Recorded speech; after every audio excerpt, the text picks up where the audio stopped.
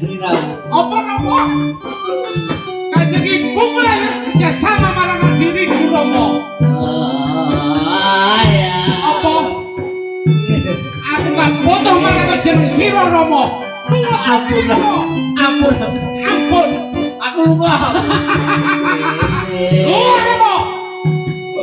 Aku sing kuasa Romo. Sebentar lu seperti Romo. Bakal tak cikes jagamu Romo.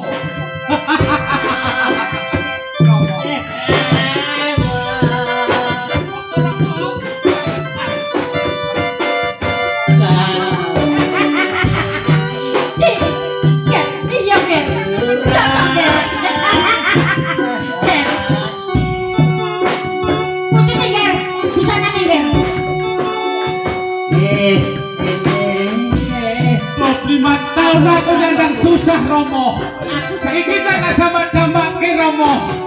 Aku jadi wong seneng Romo. Iya Romo.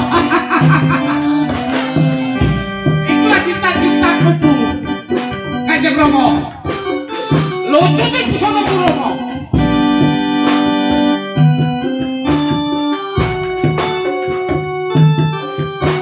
Kabeh Bu, busanane Bu.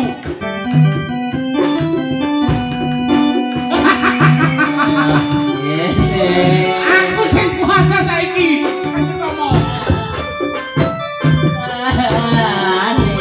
Coba Bu.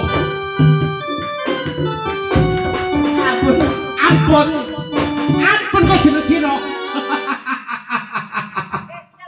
Kanjeng Rama. Manut kok jeneng sira. Ampun. Dasar keparadokane cot. Mandi. Kurang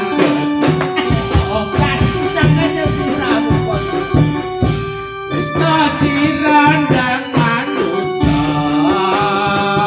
mumpung terus suntilar Kanjeng Rama dan minggat sekap ini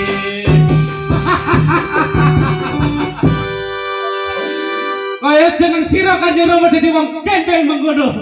Putramu ora bakal kenali kok jeneng sira.